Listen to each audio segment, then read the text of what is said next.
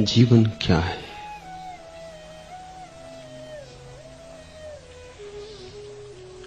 ऐसे प्रश्न सरल लगते, सभी के मन में उठते, पर ऐसे प्रश्नों का कोई उत्तर नहीं। ऐसे प्रश्न वस्तुतः प्रश्न ही नहीं है, इसलिए उनका उत्तर नहीं। जीवन क्या है, इसका उत्तर तभी हो सकता है जब जीवन के अतिरिक्त कुछ और भी हो। जीवन ही है, उसके अतिरिक्त कुछ और नहीं।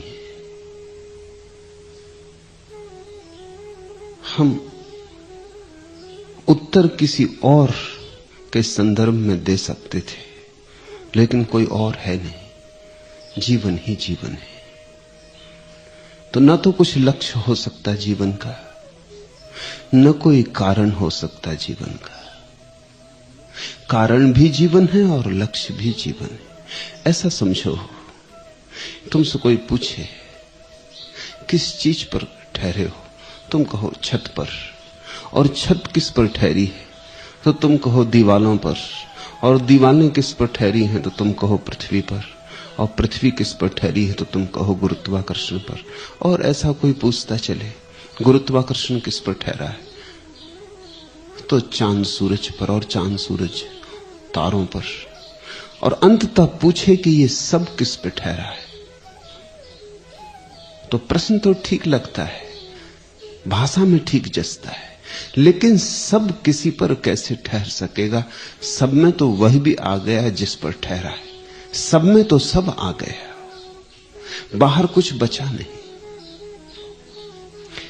इसको ज्ञानियों ने अति प्रश्न कहा है। सब किसी पर नहीं ठहर सकता, इसलिए परमात्मा को स्वयंभू कहा है। अपने पर ही ठहरा है। अपने पर ही ठहरा है, इसका अर्थ होता है किसी पर नहीं ठहरा है। जीवन क्या है तुम पूछते, जीवन जीवन है, क्योंकि जीवन ही सब कुछ है। मेरे लिए जीवन परमात्मा का पर्यायवाची है। लेकिन प्रश्न पूछा है, जिज्ञासा उठी है, तो थोड़ी खोजबीन करें। अगर उत्तर देना ही हो, अगर उत्तर के बिना बेचैनी मालूम पड़ती हो, तो फिर जीवन को दो हिस्सों में तोड़ना पड़ेगा। जिनने उत्तर दिए उन्होंने जीवन को दो हिस्सों में तोड़ लिया। एक को कहा यह जीवन और एक को कहा वह जीवन। यह जीवन माया, वह जीवन सत्य। इस जीवन का अर्थ फिर खोजा जा सकता है। इस जीवन का अर्थ है उस जीवन को खोजना। इस जीवन का प्रयोजन है उस जीवन को पाना। यह अवसर है, मगर तब जीवन को बांटना पड़ा। बांटो तो उत्तर मिल जाएगा, मगर उत्तर थोड़ी दूर तक ही काम आएगा। फिर अगर कोई पूछे कि वह जीवन क्यों है, सत्य का, मोक्ष का, ब्रह्म का, फिर बात वहीं अटक जाएगी। वह जीवन बस है। लेकिन ये विभाजन काम का है, कृत्रिम है, फिर भी काम का है। अपने भीतर भी तुम इन दो धाराओं को थोड़ा पृथक पृथक करके देख सकते हो, थोड़ी दूर तक सहारा मिलेगा। एक तो वह है जो तुम्हें दिखाई पड़ता है, और एक वह है जो देखता है। दृश्य और दृष्टा, ज्ञाता और ज्ञेय, जानने वाला और जाना जाने वाला। उसमें ही जीवन को खोजना जो जानने वाला है। अधिक लोग उसमें खोजते हैं जो दृश्य है। धन में खोजते, पद में खोजते, पद और धन दृश्य है। बाहर खोजते, बाहर जो भी है सब दृश्य है। उसमें खोजना जो दृष्टा है, साक्षी है, तो तुम्हें परम जीवन की स्फुरना मिलेगी। उसी स्फुरना में उत्तर है। मैं उत्तर नहीं दे सकूंगा, कोई उत्तर कभी नहीं दिया है। उत्तर है नहीं, मजबूरी है। देना चाहा है बहुतों ने, कभी किसी ने कोई उत्तर नहीं दिया है। और जिन्होंने उत्तर सच में देने की चेष्टा की है, उन्होंने सिर्फ इशारे बताए हैं कि तुम अपना उत्तर कैसे खोज लो। उत्तर नहीं दिया, संकेत किए ऐसे चलो तो उत्तर मिल जाएगा। और उत्तर बाहर नहीं, उत्तर तुम्हारे भीतर है। उत्तर है इस रूपांतरण में कि मेरी आंखें बाहर न देखें, भीतर देखें। मेरी आंखें दृश्य को न देखें, दृष्टा को देखें। मैं अपने अंतरतम में खड़ा हो जाऊं, जहां कोई तरंग नहीं उठती। वही उत्तर है, क्योंकि वही जीवन अपनी पूरी विभा में प्रकट होता है। वही जीवन के सारे फूल खिलते हैं। वही जीवन का नाद है, ओंकार है। इस छोटी सी कविता को समझो।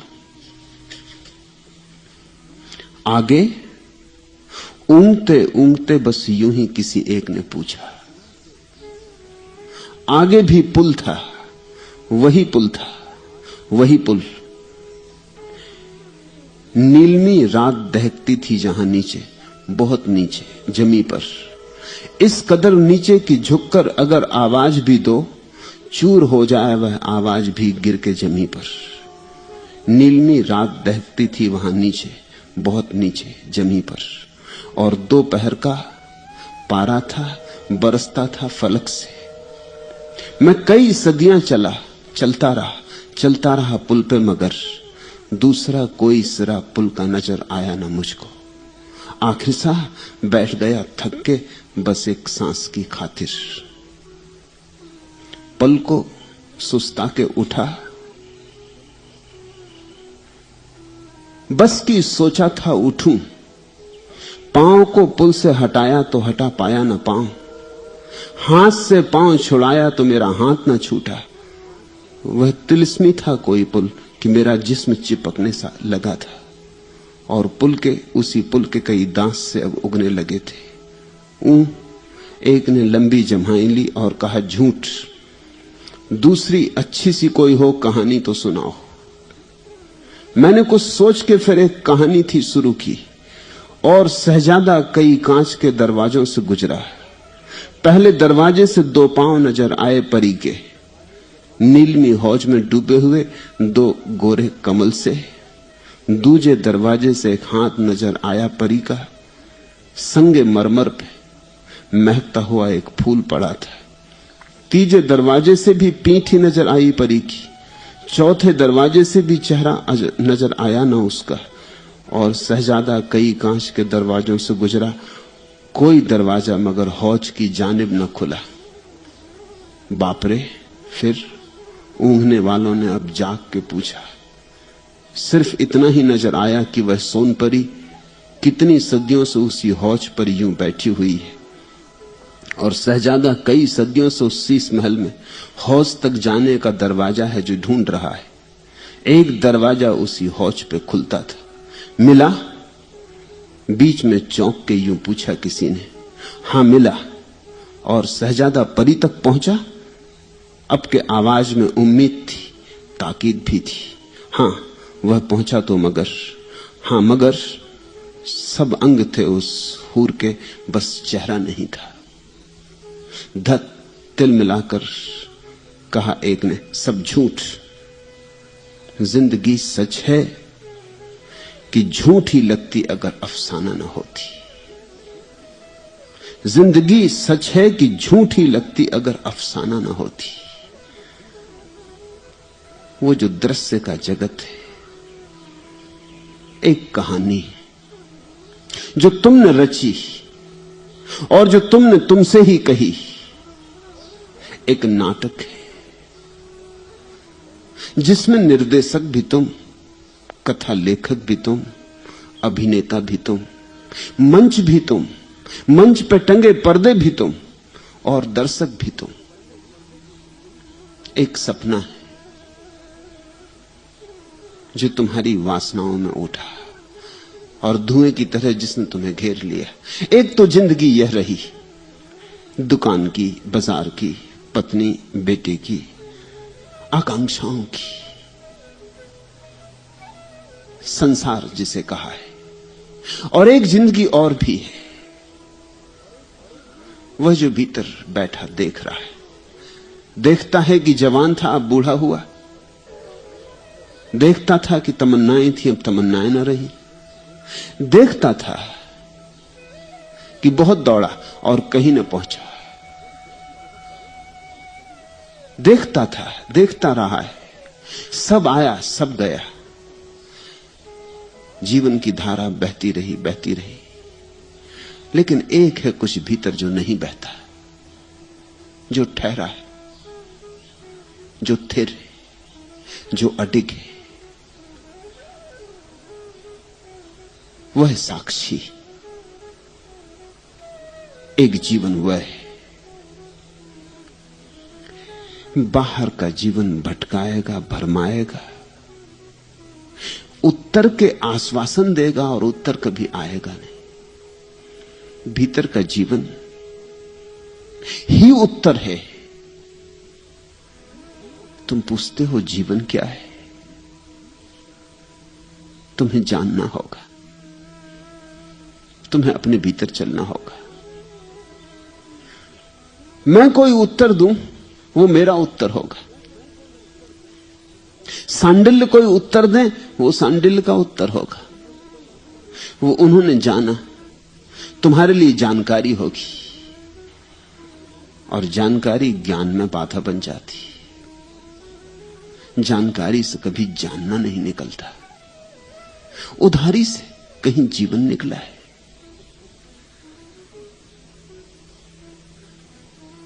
बजाय तुम बाहर उत्तर खोजो, तुम अपने को भीतर समेटो। शास्त्र कहते जैसे कछुआ अपने को समेट लेता भीतर, ऐसे तुम अपने को भीतर समेटो। तुम्हारी आंख भीतर खोले और तुम्हारे कान भीतर सुने और तुम्हारे नासापुट भीतर सूंघे और तुम्हारी जीभ भीतर स्वाद ले और तुम्हारे हाथ भीतर टटोले और तुम्हारी पांचों इंद्रियां अंतर्मुखी हो जाएं। जब तुम्हारी पांचों इंद्रियां भीतर की तरफ चलती हैं, केंद्र की तरफ चलती हैं, तो एक दिन वह अहोभाग्य का क्षण निश्चित आता है जब तुम रोशन हो जाते हो, जब तुम्हारे भीतर रोशनी ही रोशनी होती, और ऐसी रोशनी जो फिर कभी बुझती नहीं, ऐसी रोशनी जो बुझ ही नहीं सकती, क्योंकि वह रोशनी किसी तेल पर निर्भर नहीं, बिन बाती बिन तेल, अकारण है। वही जीवन का सार है, वही जीवन का क्या है। उत्तरों में नहीं मिलेगा समाधान, समाधि में समाधान है। दूसरा प्रश्न, सांडिल्य ऋषि के संबंध में कुछ कहें, जिनके भीतर से ऐसे अपूर्व सूत्रों का जन्म हुआ, उनके संबंध में कुछ जानने का मन स्वाभाविक है।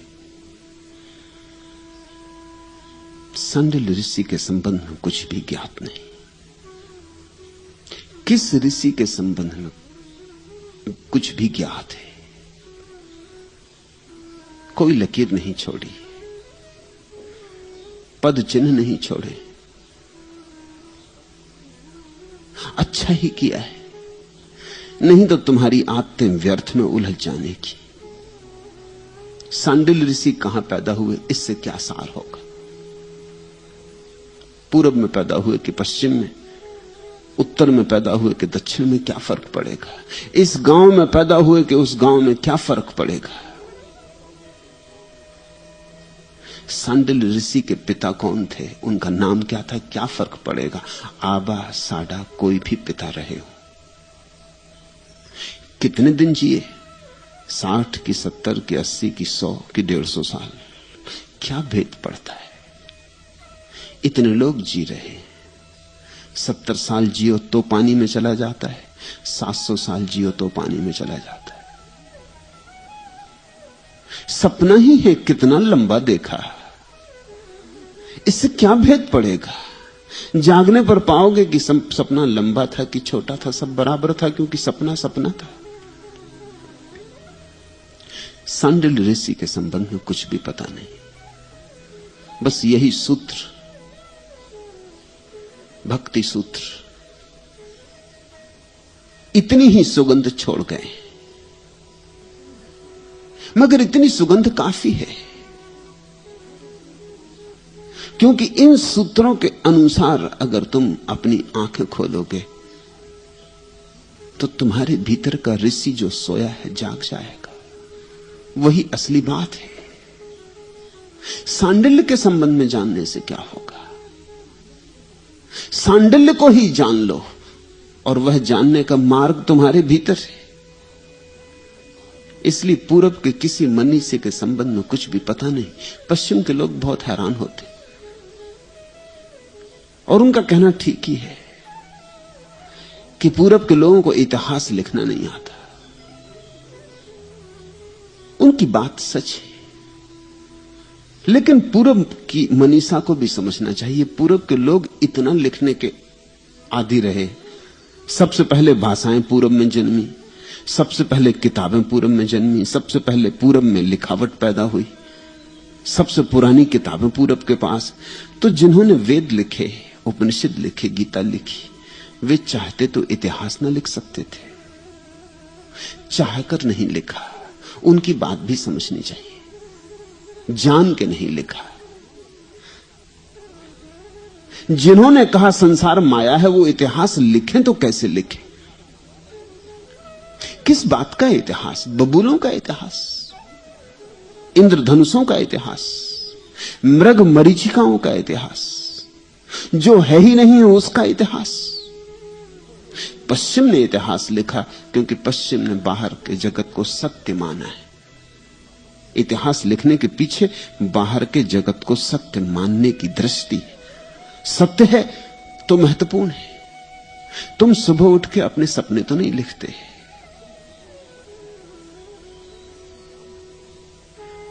मिनट 2 मिनट भी याद नहीं रखते,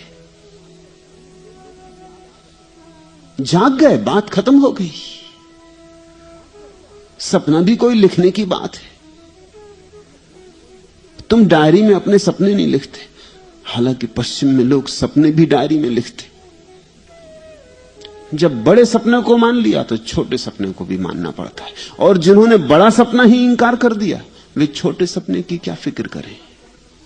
सपने के भीतर सपना है। पूरब ने इतिहास नहीं लिखा क्योंकि पूरब की दृष्टि यह है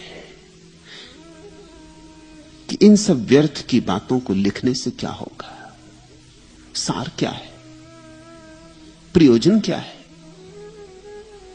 सिर्फ बच्चों को सताओगे स्कूल में कि तिथि तारीख याद करते रहें, जिनका कोई मूल्य नहीं है। अब सिकंदर कब पैदा हुआ, इससे क्या लेना देना? ना भी हुआ हो तो अच्छा, ना ही हुआ हो तो अच्छा। इस कूड़ा करकट को क्यों याद रखो? ये किस काम पड़ता है? नहीं, पूरब ने पुराण लिखा, इतिहास नहीं लिखा। पुराण बड़ी और बात है। पश्चिम में पुराण जैसी कोई चीज है ही नहीं। पुराण क्या है? एक सिकंदर हुआ, दूसरा सिकंदर हुआ, तीसरा सिकंदर हुआ, सिकंदरों पर सिकंदर हुए। अब सबकी कहानी लिखने से क्या सार है? हमने सिकंदर की जो वृत्ति है उसकी एक कहानी लिख ली, उस वृत्ति की प्रतीक कहानी। एक आदमी धन के पीछे पागल हुआ, दूसरा आदमी धन के पीछे पागल हुआ, तीसरा आदमी धन के पीछे पागल हुआ, करोड़ों लोग धन के पीछे पागल हुए। अब सबका इतिहास लिखने की क्या जरूरत है? धन के पागलपन की बात हमने एक कहानी में निचोड़ कर ली, उसको हम पुराण कहते। पुराण का मतलब है ऐसा कभी हुआ नहीं है, लेकिन ऐसा ही हो रहा है चारों तरफ। उसमें से सार निचोड़ लिया है, संक्षिप्त निकाल लिया है, सूत्र बना लिया है। उस सूत्र को हमने लिखा है। अगर कोई खोजने जाए तो शायद वैसा ठीक ठीक कभी ना हुआ हो। जैसे समझो बुद्ध की प्रतिमा है, ये पुराण है, इतिहास नहीं। क्यों पुराण है? क्योंकि इसमें इस बात की फिक्र नहीं की गई कि बुद्ध की नाक जैसी थी वैसी ही इस प्रतिमा में है या नहीं। इसकी भी फिक्र नहीं की गई कि बुद्ध के बाल जैसे थे वैसे ही प्रतिमा में आए कि नहीं। इस बात की फिक्र नहीं की गई कि बुद्ध का सीना जैसा था वैसा ही आया या नहीं। ये कोई फोटोग्राफ नहीं है, ये इतिहास नहीं है। फिर ये क्या है? ये समस्त बुद्धों की प्रतिमा है। जो भी जागा वो किस तरह बैठता है उसका सार सूत्र इसमें। जो भी जागा किस तरह चलता है उसका सार सूत्र इसमें। जो भी जागा उसकी आंखें कैसी होती, जो भी जागा उसकी दृष्टि कैसी निर्मल होती, उसके बैठने में भी कैसी मग्नता और शांति होती, उसकी मौजूदगी में कैसा प्रसाद बरसता है। ये सारे बुद्धों की प्रतिमा है। तुमने देखा जैन मंदिर में जाके 24 तीर्थंकरों की प्रतिमाएं, तुम भेद ना कर सकोगे कि कौन किसकी है। सब एक जैसी है। भेद करने के लिए हर प्रतिमा के नीचे चिन्ह बनाना पड़ा। किसी का प्रतीक सिंह और किसी का कुछ, किसी का कुछ। वो प्रतीक बनाना पड़ा सिर्फ भेद करने के लिए, ताकि पता चले कि कौन किसकी। नहीं तो मूर्तियां सब एक जैसी। क्या तुम सोचते हो 24 तीर्थंकर एक जैसे थे? उन सब की ऊंचाई एक जैसी थी, नाक एक जैसी थी, बाल एक जैसे थे, कान एक जैसे थे? इस भूल में मत पड़ना। यहां दुनिया में दो आदमी एक जैसे होते कब हैं? कभी नहीं होते। तुम्हारे अंगूठे का चिन्ह बस तुम्हारा ही है। दुनिया में किसी दूसरे के अंगूठे का चिन्ह वैसा नहीं होता। न पहले कभी हुआ, न आगे कभी होगा। हर आदमी यहां अनूठा है। तो 24 तीर्थंकर एक जैसे तुम पाओगे कहां? सबके कान इतने लंबे कि कंधा छू रहे हैं। इतने इतने लंबे कान वाले 24 आदमी एक साथ पाओगे कहां? और फिर मूढ़ हैं जो इन मूर्तियों को इतिहास समझ लेते। वो कहते हैं जब तक कान इतना लंबा ना हो तब तक कोई आदमी तीर्थंकर है ही नहीं। अब कान महत्वपूर्ण हो गया और प्रतीक किसी और ही बात का है। वो लंबा कान सिर्फ सूचक है, संकेत है। वो लंबा कान इस बात का सूचक है कि ये लोग श्रवण में कुशल थे, वही सुनते थे जो था, जैसा था। इन्होंने ओंकार का नाद सुना था, इस बात की खबर देने के लिए लंबा कान बनाया। ये जो नाद से भरा हुआ जगत है इनको सुनाई पड़ गया था।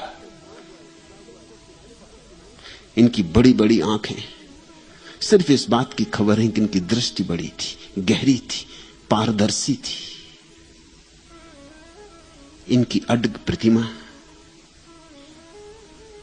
थिर भाव, शून्य भाव इस बात का प्रतीक है कि भीतर इनके सब डमाडोलपन विदा हो गया था, थिर हो गए थे। कोई कंपन नहीं उठता था, निष्कंप हो गए थे। एक बुद्ध की प्रतिमा में सारे बुद्धों की प्रतिमाएं, और एक बुद्ध की कहानी में सारे बुद्धों की कहानी, और एक बुद्ध के वचनों में सारे बुद्धों के वचन हैं। पश्चिम के पास ऐसी दृष्टि नहीं है। वे पूछते हैं इतिहास, हम लिखते हैं पुराण। सांडिल की हमने फिक्र नहीं की। क्या सार है? असार में क्या सार है? तुम पत्र लिखते हो अपनी प्रेसी को, तुम पत्र के नीचे ये थोड़ी लिखते हो कि पार्कर फाउंटेन पेन से लिखा गया, कि लिखते हो तो पागल हो। तुमने पार्कर फाउंटेन पेन से लिखा कि सेफर से लिखा, इससे क्या फर्क पड़ता है? लिखने वाला न तो पार्कर फाउंटेन पेन है, न सेफर फाउंटेन पेन है। फाउंटेन पेन ने तो केवल उपकरण का काम किया है। सांडिल ऋषि तो उपकरण है। परमात्मा बोला। फाउंटेन पेन के संबंध में लिखो तो इतिहास होगा, भ्रांति होगी, भूल हो जाएगी। इसलिए हमने अच्छा ही किया कि ऋषियों के संबंध में कुछ भी नहीं बचाया, ताकि तुम क्षुद्र में ना उलझ जाओ। नहीं तो तुम्हारे इस क्षुद्र में उलझ जाने का इतना गहरा भाव रहता है कि क्षुद्र में ही तुम उलझ जाते हो। अब जैनों में श्वेतांबर हैं, दिगंबर, वो लड़ते रहते क्षुद्र बातों पर, ऐसी क्षुद्र बातों पर कि भरोसा ही ना हो कि इन बातों पे भी कोई लड़ सकता है।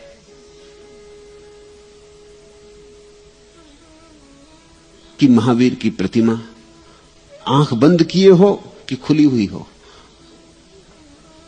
अब यह बात सच है कि प्रतिमा दोनों काम नहीं कर सकती।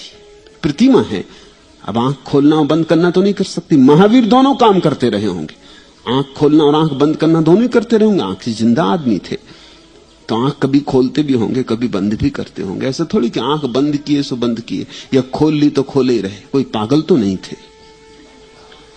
प्रतिमा में मुश्किल है क्योंकि प्रतिमा पत्थर है।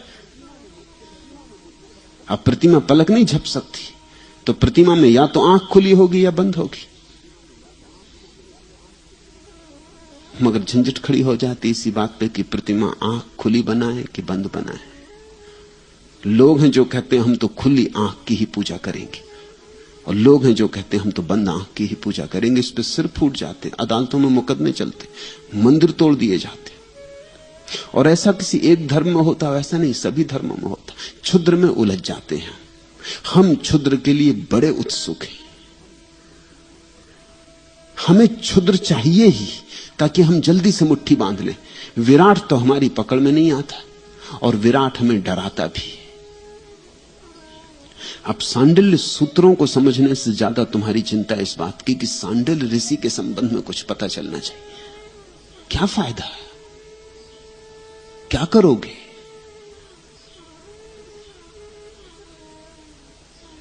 उससे कहीं भी तो कोई लाभ नहीं होगा तुम्हारी समाधि में, तुम्हारी भक्ति में। व्यर्थ को क्यों पूछना चाहते हो? कैसे कपड़े पहनते थे कि नहीं पहनते थे, किस मकान में रहते थे, कैसा भोजन करते थे। लेकिन हम क्यों पूछना चाहते हैं? हमारे भीतर यह प्रश्न क्यों उठता? प्रश्न से भी ज्यादा महत्वपूर्ण यह है, गीता ने पूछा है यह प्रश्न। प्रश्न से भी ज्यादा महत्वपूर्ण यह कि गीता के मन में यह प्रश्न क्यों उठता। सूत्र काफी नहीं, सूत्र पर्याप्त नहीं है।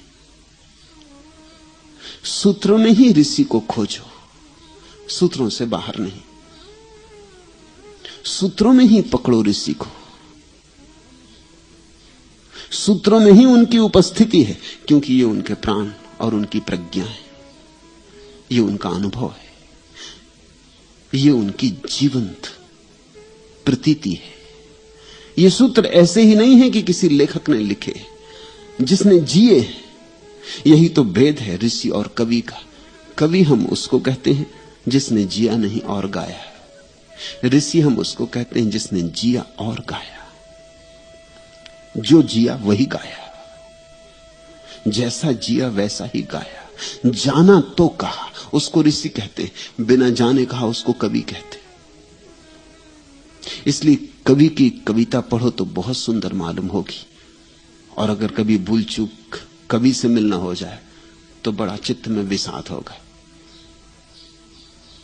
भरोसा ही ना आएगा कि यही सच है। इतनी ऊंची कविता, इन पे प्रकट कैसे हुई इतनी ऊंची कविता? आकाश की बात है कविता में। और यह हो सकता है मिल जाए तुम्हें कहीं चौरस्ते पे बैठे बीड़ी पीते, मक्खियां भिनभिना रही हैं, कई दिन से नहाए ना हो, तुम्हें भरोसा ही ना आए कि कविता इन पर उतरती क्यों है। कविता को उतरने के लिए और कोई नहीं मिलता, इनको चुना है। इस गरीब आदमी को क्यों परेशान कर रही कविता? तुम्हें भरोसा ना आए, तुम साथ सोचो कि कहीं से नकल कर ली होगी, किसी की उधार चुरा ली होगी। इनकी शकल सूरत ऐसी नहीं मालूम पड़ती कि कविता ने इन्हें वरा होगा, मगर अक्सर ऐसा होगा। कवि और कविता में कोई तालमेल नहीं होता।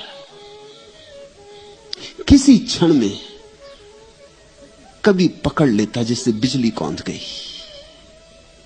ऋषि ऐसा है जैसे दिन का सूरज निकला, बिजली कौंध गई ऐसा नहीं, किसी क्षण में नहीं, उसका अनुभव है, उसकी प्रतीति है, उसका साक्षात्कार है।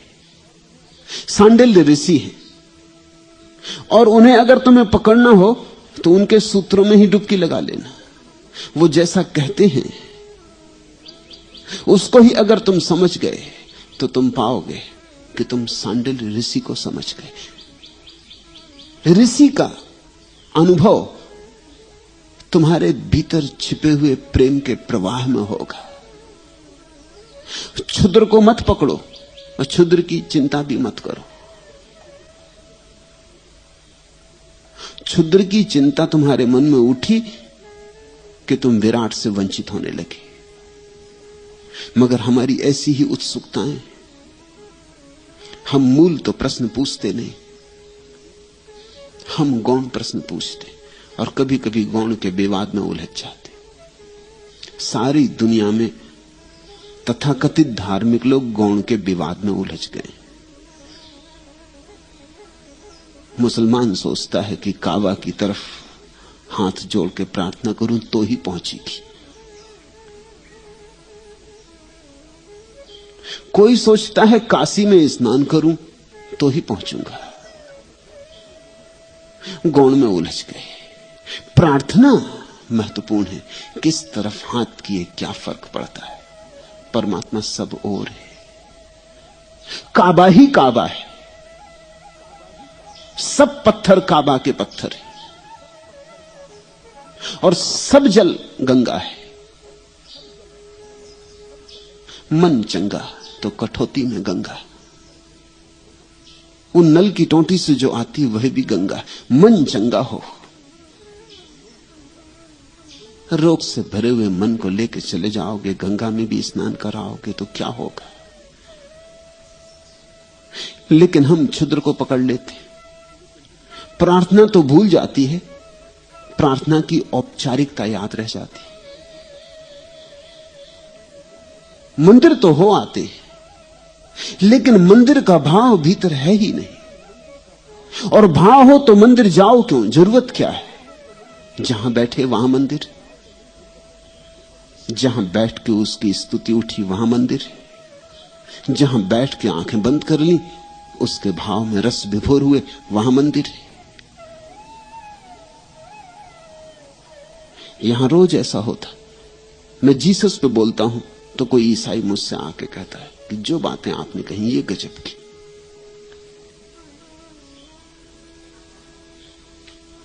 मैं कृष्ण पर बोलता हूं तो हिंदू आके कहता है कि ये बातें आपने बड़ी गजब की। और उन दोनों मूढ़ों को इस बात का ख्याल ही नहीं कि जीसस हूं कि कृष्ण, मैं वही बोलता हूं जो मुझे बोलना। मैं बोलने वाला हूं, जीसस और कृष्ण तो खूंटियां हैं जिन पर मुझे जो टांगना वही टांगता हूं। मगर जीसस का नाम और ईसाई का हृदय गदगद हो जाता बस नाम से। मुझे जो कहना है वही कहना, वही मैंने कृष्ण के नाम से भी कहा है, ठीक वही, शब्दसा वही मैंने कबीर के नाम से भी कहा है, ठीक वही, अक्षरशः वही, वही मैंने बुद्ध के नाम से भी कहा। लेकिन ये ईसाई तब बैठा सुनता रहा, इसको कुछ खास भाव नहीं हुआ था। लेकिन जब जीसस का नाम लिया बस तब गदगद हो गया। जीसस से इसके अहंकार का जोड़ है।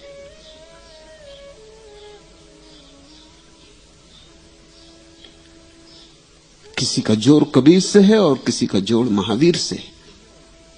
मगर तुम सब गौण से उलझ गए हो। नहीं तो तुम पाओगे जो महावीर ने कहा वही बुद्ध ने कहा, वही कृष्ण ने कहा, वही मोहम्मद ने कहा।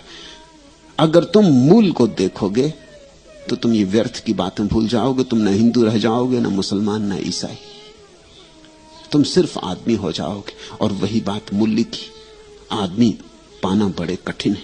हिंदू मिल जाते, ईसाई मिल जाते, बौद्ध मिल जाते, जैन मिल जाते, आदमी नहीं मिलता। यूनान में एक बहुत बड़ा फकीर हुआ डायोजनीस। वो भरी दोपहरी में लालटेन लेके घूमता था, जलती लालटेन। एथेंस की सड़कों पर लोग उससे पूछते, तुम पागल तो नहीं हो गए, तुम क्या खोज रहे हो लालटेन लेके? वो लोगों के चेहरे में लालटेन से देखता, वो कहता मैं आदमी खोज रहा हूं।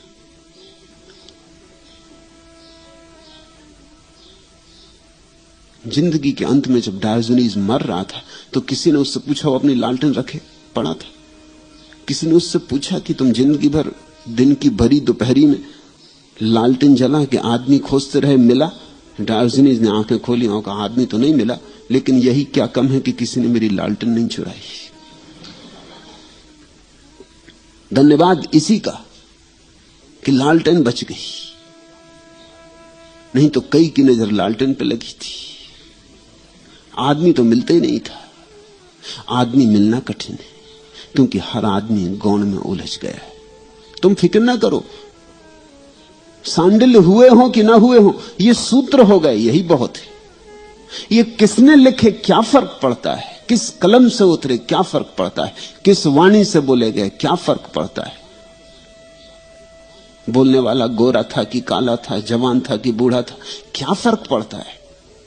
ये सूत्र इस बात की खबर देते हैं कि जिसने भी कहे पहुंच गया था, जिसने कहे जान के कहे, रेसी था। इन सूत्रों में तुम डुबकी लगाओ।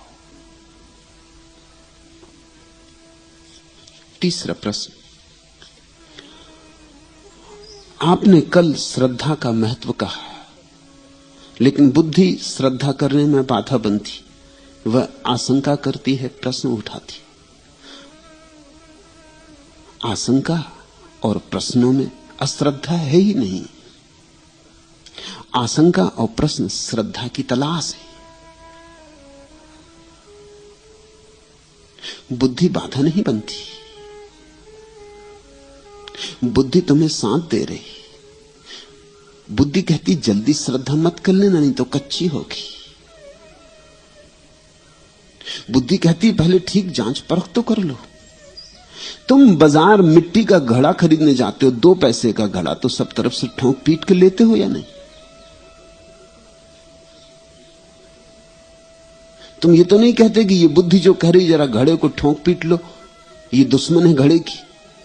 नहीं, घड़े की दुश्मन नहीं, ये कह रही जब घड़ा लेने ही निकले हो तो घड़ा जैसा घड़ा लेना, पानी भर सको ऐसा घड़ा लेना।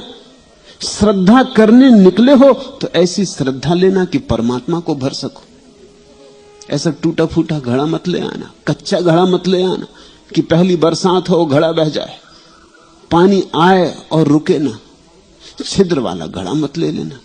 वे तुम्हारे सारे प्रश्न घड़े को ठोकने पीटने के हैं। बुद्धि के दुश्मन मत बन जाओ। ऐसा मत सोच लो कि बुद्धि अनिवार्य रूप से श्रद्धा के विरोध में। नहीं, जरा भी नहीं। सिर्फ बुद्धिमान ही श्रद्धालु हो सकता है। बुद्धिहीन श्रद्धालु नहीं होता, सिर्फ विश्वासी होता है। और विश्वास और श्रद्धा में बड़ा भेद है। विश्वास तो इस बात का संकेत है केवल कि इस आदमी को सोच विचार की क्षमता नहीं। विश्वास तो अज्ञान का प्रतीक है। जो मिला सो मान लिया, जिसने जो कह दिया सो मान लिया। न मानने के लिए, प्रश्न उठाने के लिए तो थोड़ी बुद्धि चाहिए, प्रखर बुद्धि चाहिए। बुद्धि सिर्फ तुमसे यह कह रही है, उठाओ प्रश्न, जिज्ञासाएं खड़ी करो, सोचो। और जब सारे प्रश्नों के उत्तर आ जाएं और सारी शंकाएं कुशंकाएं गिर जाएं, तब जो श्रद्धा का आविर्भाव होगा वही सच है। मैं तुम्हारे पक्ष में हूं। मैं तुमसे ये कहते नहीं कि तुम विश्वास कर लो। विश्वास ने ही तो मारा, विश्वास ही तो डुबाया है तुम्हें। विश्वास ने ही तो तुम्हें हिंदू मुसलमान ईसाई बना दिया। मैं तुम्हें धार्मिक बनाना चाहता हूं। धार्मिक आदमी का अर्थ होता है खोजेगा, खोजी होगा, बेरहम खोजेगा, जरा भी अपने को बचाएगा नहीं, चाहे कितने ही कष्ट में पड़ना पड़े, और चाहे कितनी ही पीड़ा से गुजरना पड़े, और चाहे कितनी ही बेचैनी सहनी पड़े। निश्चित ही जब प्रश्न उठते हैं तो बेचैनी होती, क्योंकि हर प्रश्न कांटा बन के चिभ जाता है। और जब शंकाएं उठती हैं तो निश्चित ही सब समाधान खो जाते हैं, संताप पैदा होता है, भय पैदा होता है, पैर थरथराने लगते हैं, जमीन पैर के नीचे से खिसक जाती। कोई फिक्र ना करो, यही सम्यक श्रद्धा को पाने का मार्ग है। पूछो, दिल खोल के पूछो, समग्रता से पूछो, कंजूसी मत करना। अगर जरा भी एक आध प्रश्न तुमने बचा लिया, पूछा नहीं, तो वही प्रश्न तुम्हें डुबाएगा, वही तुम्हारी नाव में छेद रह जाएगा। और एक दफा सागर में उतर गए नाव लेके, छेद वाली नाव, फिर बहुत पछताओगे। किनारे पर ही सारी तलाश कर लो, सब छेद खोद डालो, सारे छेद भर डालो, और जब तुम पाओ कि सब तरफ से बुद्धि निश्चिंत हो गई, बुद्धि कहती कि हां अब ठीक, बुद्धि बताती है झंडा की चल पड़ो, जब बुद्धि आज्ञा दे दे तभी श्रद्धा में जाना। बुद्धि के मार्ग से जो श्रद्धा आती है वही परिपक्व है, उसी से बुद्धों का जन्म होता है। जो श्रद्धा बुद्धि के विपरीत आती है वो सिर्फ तुम्हें बुद्धू बनाती है, बुद्ध कभी भी नहीं बनाएगी। तो जल्दी क्या है, इतनी घबराहट क्या है?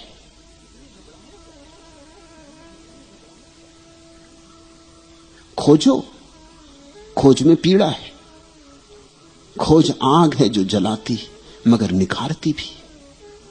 हर प्रश्न जो उठता है वो सम्यक है, उसका हल खोजो। दो ही होंगी संभावनाएं, या तो हल मिल जाएगा, प्रश्न शांत हो जाएगा, या खोजते खोजते पता चलेगा कि ये प्रश्न ही नहीं, इसमें बुनियादी भूल है, इसका उत्तर नहीं हो सकता। जैसे कोई आदमी पूछे कि हरे रंग की सुगंध क्या है, प्रश्न जैसा लगता है मगर है नहीं। अब रंग का सुगंध से क्या लेना देना? हरे रंग में कोई भी सुगंध हो सकती और निर्गंध भी हो सकता है। हरा रंग और सुगंध का कोई संयोग नहीं है। अब कोई पूछे हरे रंग की सुगंध क्या है, तो भाषा में तो प्रश्न बिल्कुल ही ठीक मालूम पड़ता है, लेकिन अस्तित्व में गलत है। मगर यह भी मैं कहूंगा, किसी पे भरोसा करके मत मान लेना, क्योंकि पता नहीं वो आदमी तुम्हें धोखा देना चाहता हो। यहां बहुत धोखेबाज है। या हो सकता है वो आदमी तुम्हें धोखा ना देना चाहता हो, खुद धोखे में पड़ गया हो, क्योंकि यहां स्वयं को धोखा देने वाले लोग भी हैं।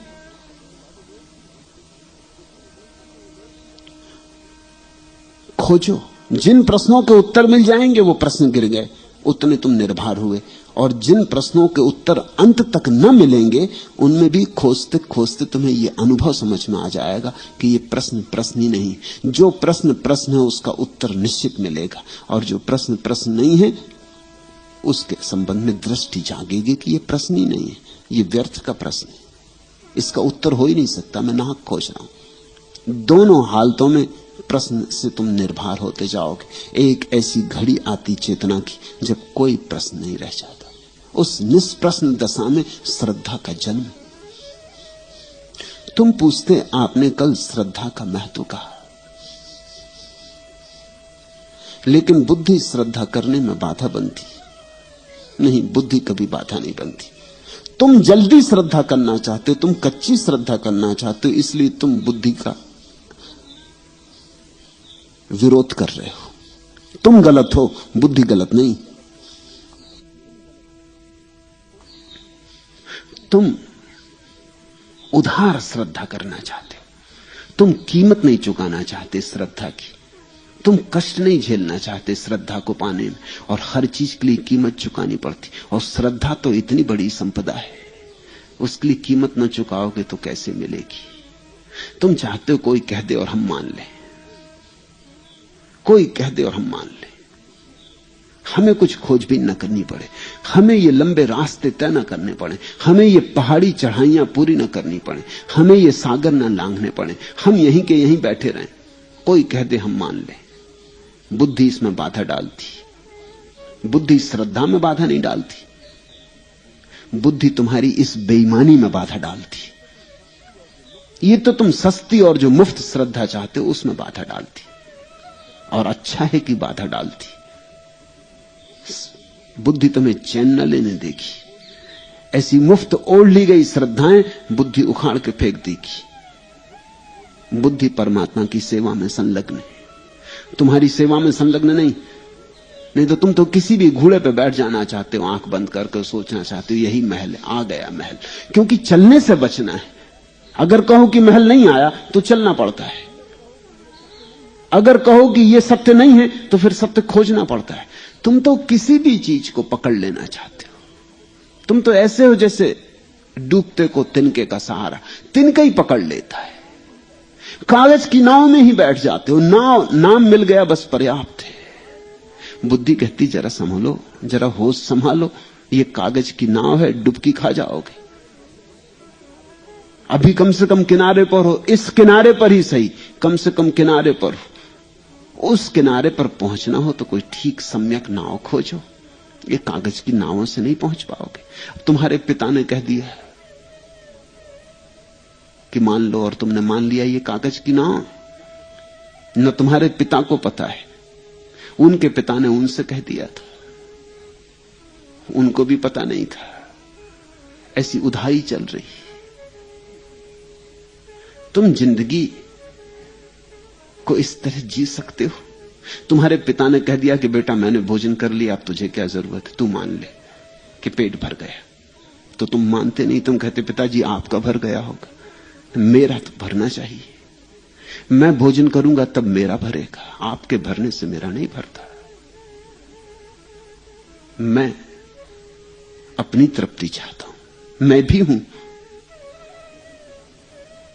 लेकिन पिता ने कहा कि ईश्वर है, मैं मानता हूं, तू भी मान ले, और तुमने मान लिया। असल में तुम ईश्वर को खोजने से बचना चाहते हो। तुम चालबाजी कर रहे हो। तुम कहते हो कौन झंझट में पड़े। तुम नास्तिक हो। तुम कहते हो कि मैंने ईश्वर को मान लिया, मगर तुम नास्तिक हो, क्योंकि तुम ईश्वर को पाने की झंझट में नहीं पड़ना चाहते। यही तो नास्तिकता है। तुमसे तो वो नास्तिक बेहतर है जो कहता है मैं ईश्वर इस तरह नहीं मानूंगा जब तक देख नहीं लूंगा। वो कम से कम तुमसे ज्यादा झंझट ले रहा है, परेशानी ले रहा है, चिंता ले रहा है। उसकी रातों में बेचैनी होगी, कई बार जाग आएगा, डरेगा, घबराएगा। बुढ़ापा पास आएगा तो सोचेगा अब मान लेना चाहिए, मौत करीब आती, कहीं हो ही ना, कहीं ऐसा ना हो कि मर के और उसके सामने खड़ा होना पड़े, वो पूछे कि कहो जनाब मानते नहीं थे, अब बोलो, कभी पूजा नहीं की, अब जाओ नरक।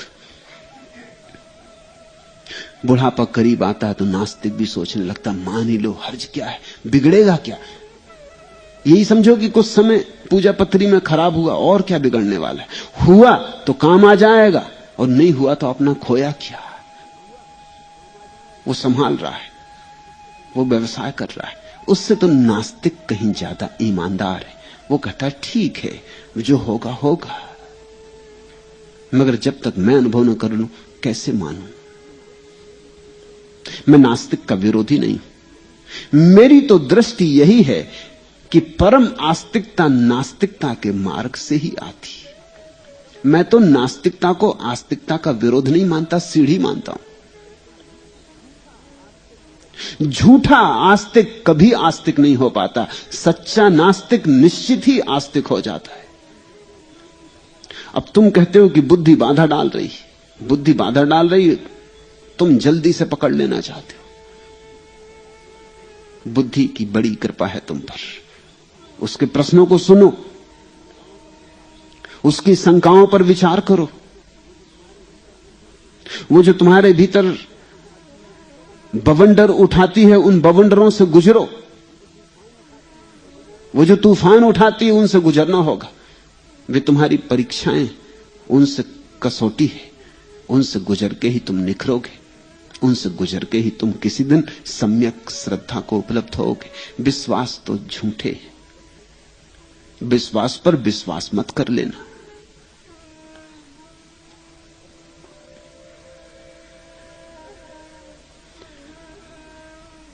बहुत लोगों ने अपनी बुद्धि को मौका नहीं दिया है। बुद्धि का तत्व परमात्मा तत्व है। जो तुम्हारे भीतर प्रश्न पूछ रहा है वह भी परमात्मा है। बहुत लोग बुद्धि को अवसर ही नहीं देते।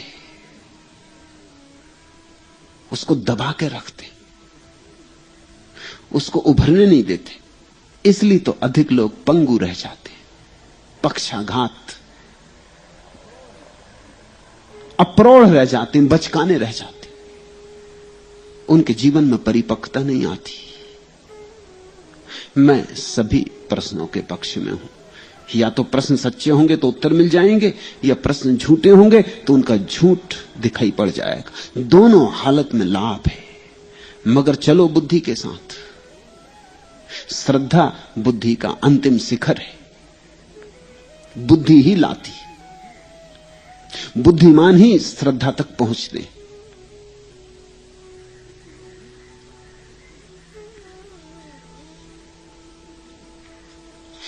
एक जगह नाटक हो रहा था। उस नाटक का एक पात्र एक गधा भी था। गधे को अभिनय करता देखने के लिए सैकड़ों लोग आए। नाटक निहायत घटिया और बोर था। अंत में निर्देशक ने गधे को मंच पर बुलाया। गधे ने आके निर्देशक को एक दुलत्ती मारी और चला गया। एक प्रसिद्ध आलोचक ने बगल में बैठे एक मित्र से कहा, यार, गधा न केवल एक अच्छा कलाकार ही था, एक सुलझा हुआ समीक्षक भी था।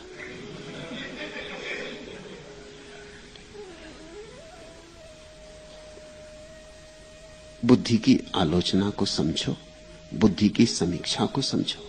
बुद्धि बहुत बार दुलत्तियां मारती है और उनसे चोट भी होती और पीड़ा भी होती, मगर बिना पीड़ा के कौन पका है, बिना चोट के कौन निखरा है। आग से गुजरे बिना सोना कुंदन नहीं बनता है, तुम भी नहीं बनोगे। सस्ती श्रद्धा नहीं, कठिनाइयों से गुजर के पाई गई श्रद्धा ही शरण है। तीसरा प्रश्न, प्रीति और कामना के बीच क्या कुछ संबंध है? प्रीति तो शुद्ध भाव दशा है। प्रीति यानी परमात्मा। वही जीसस ने कहा है, प्रीति अर्थात परमात्मा। प्रीति तो शुद्ध दशा है। जैसे प्रकाश जले, शुद्ध, किसी चीज पर ना पड़े, ऐसी प्रीति है। फिर प्रीति जब किसी पर पड़ती है, किसी विषय पर पड़ती है, तो उसके रूप बनने शुरू हो जाते। जैसे जल को हम किसी बर्तन में रख देते हैं तो बर्तन का आकार ले लेता है, ऐसी ही शुद्ध प्रीति जब किसी पात्र में गिरती है तो पात्र का आकार ले लेती है। अगर पत्नी से हो तो प्रेम, अगर बेटे से हो तो स्नेह, अगर गुरु से हो तो श्रद्धा। मगर ये सब हैं प्रीति के ही रूप, और सभी के भीतर एक ही ऊर्जा आंदोलित हो रही है, लेकिन जिस विषय पे पड़ती है उस विषय की छाया भी पड़ने लगती। तो समझना, तुमने पूछा प्रीति और कामना के बीच क्या कुछ संबंध है? प्रेम में कामना बहुत ज्यादा है। पति पत्नी का प्रेम है, उसमें कामना बड़ी मात्रा में है। स्नेह में उतनी बड़ी मात्रा में नहीं, लेकिन थोड़ी है। अपने बेटे से, अपनी बेटी से जो प्रेम है, जो लगाव है, उसमें भी आकांक्षा छिपी है। कल बेटा बड़ा होगा, जो महत्वाकांक्षाएं मैं पूरी नहीं कर पाया, यह पूरी करेगा। बेटे के कंधे पर बंदूक रख के चलाने की इच्छा किस बाप की नहीं? मैं धन नहीं कमा पाया, कमाना चाहता था, बेटा कमाएगा। मैं मर जाऊंगा लेकिन बेटा मेरे नाम को बचा रखेगा। इसलिए तो लोग सदियों से बेटे के लिए दीवाने रहे। बेटी पैदा होती तो इतने प्रसन्न नहीं होते, क्योंकि उससे नाम नहीं चलेगा। बेटा पैदा होता, उससे नाम चलेगा। और नाम चलाने की आकांक्षा कामना है, अहंकार की यात्रा है। मेरा नाम रहना चाहिए, जैसे तुम्हारे नाम न रहने से दुनिया का कुछ बिगड़ जाएगा। तुम रहो कि ना रहो, दुनिया का कुछ बिगड़ता नहीं। तुम्हारे नाम का मूल्य क्या है? लेकिन लोग कहते नहीं, चला आया, चलता रहे।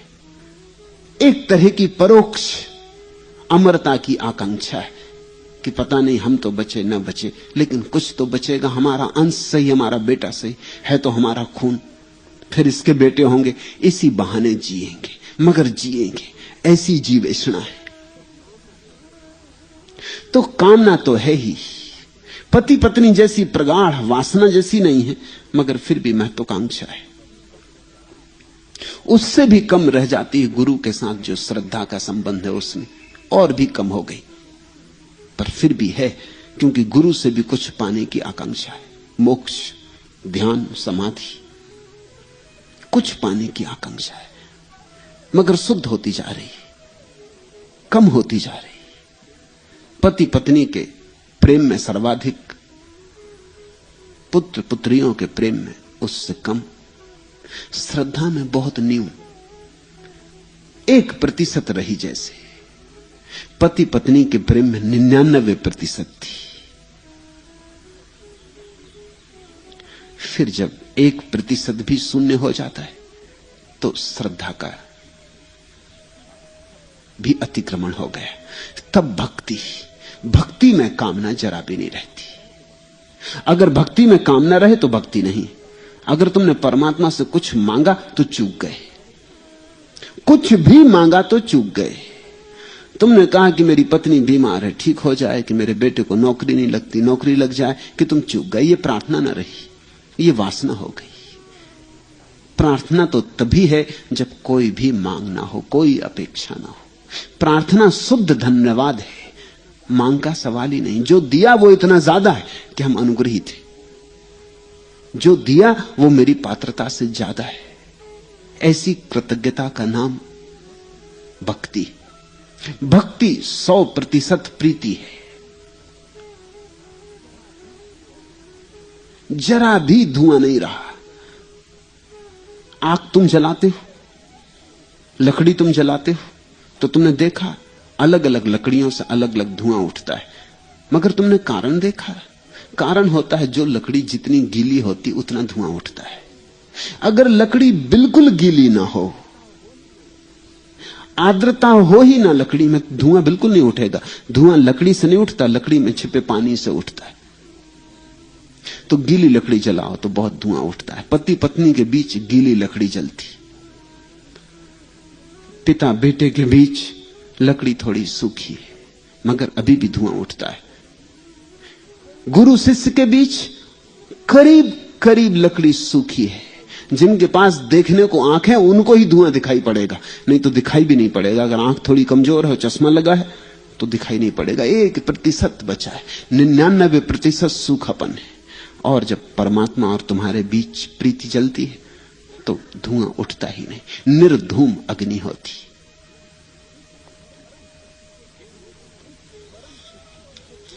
इस परम स्थिति के 2 रूप हो सकते, एक का नाम ध्यान, एक का नाम भक्ति।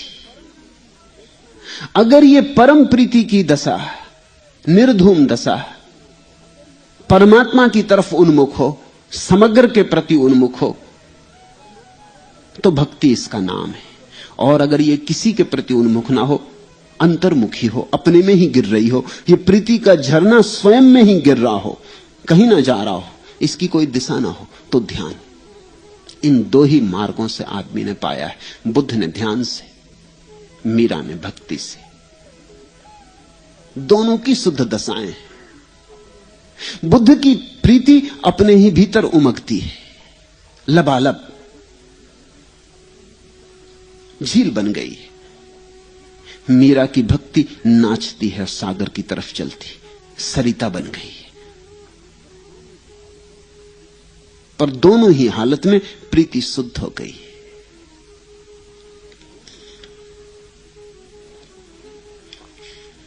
क्या तुम पूर्व हो, मुझे सूरज दोगे? क्या तुम अपूर्व हो, मुझे शरण में लोगे? क्या तुम उत्तर हो, मुझे तुम में से समाधान मिलेगा? क्या दक्षिण पवन हो तुम में से मुझे मलय गान मिलेगा? भक्त परमात्मा को सब तरफ देखता है, पूरब पश्चिम, उत्तर दक्षिण, ऊपर नीचे, सब दिशाओं में, सब आयामों में भक्त भगवान से घिरा होता। भक्त स्वयं तो मिट गया होता है, भगवान ही बचता है। ये प्रीति की एक दशा। ध्यानी के लिए भगवान होता ही नहीं। प्रीति की समग्रता इतनी गहरी हो गई होती है कि कोई पर नहीं बचता। परमात्मा कैसे बचेगा? कोई पर नहीं बचता, स्व ही होता है। उस स्व की परम स्थिति में भी मुक्ति है। दोनों हालत में एक घटना घट जाती, भक्त शून्य हो जाता है अपने तरफ और परमात्मा पूर्ण हो जाता है, और ध्यानी अपने में पूर्ण हो जाता है, परमात्मा शून्य हो जाता है। पूर्ण और शून्य का मिलन हो जाता दो ढंग से, और जहां पूर्ण और शून्य का मिलन है वही मुक्ति है, वही मोक्ष है। सब तुम पर निर्भर है कि तुम्हारा प्रेम कहां उलझा है, किससे लगा है। मैंने सुना एक सज्जन ने एक बार कव्वाली आयोजित करवाई। जो कव्वाल था एक सूफी मस्त फकीर था। स्त्रियों के बैठने के लिए पर्दे के पीछे अलग प्रबंध था। उक्त महाशय की पत्नी और अन्य महिलाएं पर्दे के पीछे बैठी कव्वाली सुन रही थी। कव्वाल तो फकीर था, मस्त फकीर था। वो अपनी मस्ती में आके बार बार एक ही मिसरे की रट लगाने लगा। पर्दे के पीछे कौन है? अरे पर्दे के पीछे कौन है? इस नीले पर्दे के पीछे कौन है? अब वो तो आकाश की बात कर रहा, नीला पर्दा। इस पर्दे के पीछे कौन है? और जो उसको परमात्मा की याद आ गई तो धुन बंध गई। वो कहने लगा, अरे इस पर्दे के पीछे कौन है? नीले पर्दे के पीछे कौन है? संयोगवश वह पर्दा भी नीला था जिसके पीछे स्त्रियां बैठी थी। जब कव्वाल ने 10-12 बार यही मिसरा दोहराया तो वे महाशय बिगड़ पड़े जिन्होंने कव्वाली आयोजित करवाई थी। गरज के बोले, अरे कमबख्त, तेरा ध्यान बस पर्दे के पीछे लगा हुआ है। तेरी मां बहनें हैं पर्दे के पीछे, और कौन है? अपनी अपनी दृष्टि है। सूफी फकीर उस विराट पर्दे की बात कर रहा है जो आकाश है, और उसके पीछे कौन है उसकी बात कर रहा है। सूफी फकीर मस्ती की बात कर रहा है, भक्ति की बात कर रहा है। मगर इस आदमी को बेचैनी हो रही। इसको न तो परमात्मा का कोई बोध है, न आकाश की कोई स्मृति है, नए सूफी की मस्ती का कुछ अनुभव है। और जब ये ज्यादा मस्त होने लगा और जब ज्यादा दोहराने लगा तो उसकी बेचैनी बढ़ने लगी। उसने कहा, तो हद हो गई, ये तो बदतमीज मालूम होता है। ये भी कोई बात उठाने की? पर्दे के पीछे कौन है? तेरी मां बहनें हैं।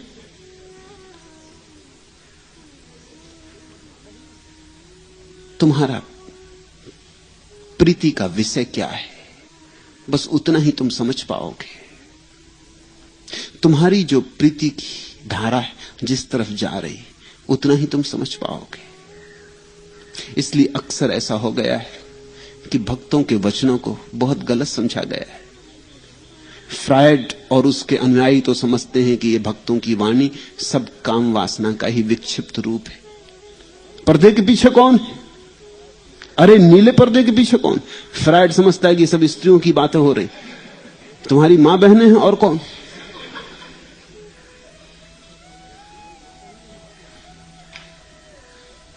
तुम उतना ही समझ सकते हो जितनी तुम्हारी प्रीति है, जहां तुम्हारी प्रीति है। प्रीति को मुक्त करो।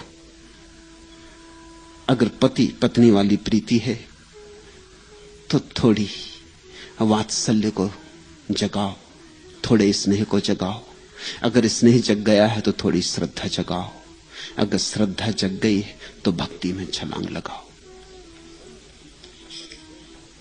बंद शीशों के परे देख दरीचों के उधर, सब्ज पेड़ों पे घनी शाखों पे फूलों पे वहां, कैसे चुपचाप बरसता है मुसलसल पानी। कितनी आवाजें हैं, ये लोग हैं, बातें हैं, मगर जहन के पीछे किसी और ही सतह पे कहीं जैसे चुपचाप बरसता है तस्वुर तेरा। सब तरफ वही बरस रहा है, जैसे चुपचाप बरसता है तस्वर तेरा। देखने की आंख चाहिए। प्रीति को कामना से मुक्त करो। कामना के कारण ही देखने की आंख नहीं मिलती। कामना अंधा बनाती, कामना अंधी है। आज इतना है।